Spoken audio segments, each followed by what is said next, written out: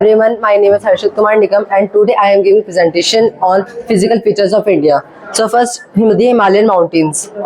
जो Himalayan mountains होते हैं वो यंग और स्ट्रक्चरली फोल्ड होते हैं। यंग इसलिए क्योंकि वो दूसरे माउंटेन्स के मामले में जल्दी फॉर्म्ड हो जाते हैं, और स्ट्रक्चरली फोल्ड इसलिए क्योंकि जब दो टेक्टोनिक प्लेट्स का कोलिजन होता है तो अब ये माउंटेन्स फॉर्म्ड होते हैं।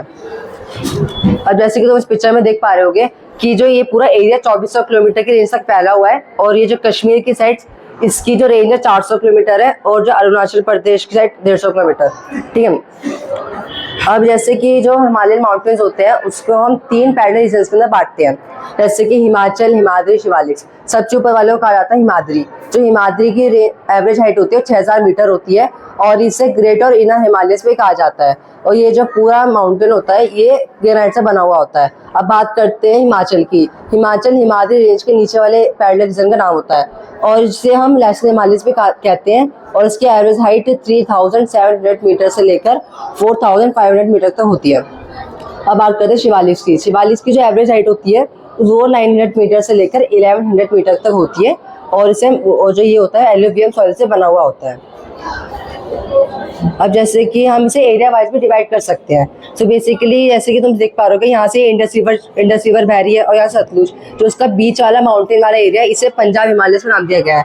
और जैसे सतलुज और काली रिवर है जो उसके बीच वाला एरिया है उसे कुमाऊं हिमालयस का नाम दिया गया है। और ऐसा काली और तीस्ता जो रिवर है उसके बीच वाले हिस्से को नेपाल हिमालयस, और तीस्ता और दिहांग के रिवर्स के बीच वाले हिस्से को असम हिमालयस कहा गया है।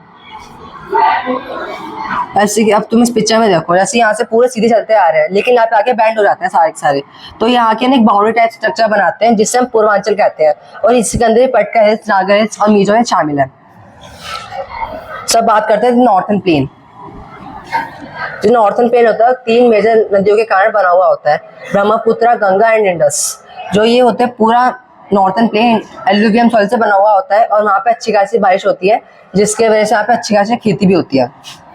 ये रीजन है 2400 किलोमीटर तक लंबा और 240 से लेकर 220 किलोमीटर तक ब्रॉड है। अब जैसे कि हम जो नॉर्थन प्लेन है उसको 3 प्लेन के अंदर बांटा गया है, Punjab plain, Brahmaputra plain and Ganga plain. जो पंजाब प्लेन है वो इसलिए बना है क्योंकि वहाँ से इंडस रिवर बहती है, और गंगा प्लेन इसलिए बना है क्योंकि वहाँ से गंगा रिवर बहती है, और जो ब्रह्मपुत्र प्लेन है वहाँ वो इसलिए बना है क्योंकि वहाँ से ब्रह्मपुत्र रिवर बहती है। अब जैसे कि उस पिक्चर में देख पा रहे हो कि जो हिमालयंस थे उसके अंदर 3 पैरेलल रीजन्स थे, Himadri, Himachal, Shivalik. But northern plain के अंदर इससे भी नीचे रेंजेस होती हैं, जैसे कि Bhabar, Terai, Bhangar and Khadar. So first Bhabar region. जो भाबर रीजन होता है वो 6 से लेकर 12 किलोमीटर तक वाइड होता है, और जो इस रीजन के अंदर बहुत सारे पेबल्स पाए जाते हैं। अब बात करते हैं तराई रीजन की। तराई रीजन एक मैर्स रीजन होता है, मतलब कि कीचड़ वाला इलाका होता है वहाँ पे, क्योंकि वहाँ पे डेंस सेल फॉरेस्ट पाए जाते हैं। अब बात करते हैं भांगर रीजन की। जो रीजन होता है ये पूरा एलुवियल सॉइल से बना हुआ होता है, और जो भांगर रीजन होता है वो नॉर्थन प्लेन का सबसे बड़ा रीजन होता है, और इसके अंदर ये बहुत सारे स्टोन्स पाए जाते हैं जिसे हम कंकर के नाम से जानते हैं। अब बात करते हैं खादर रीजन की। इसके अंदर कोई भी स्टोन नहीं होता।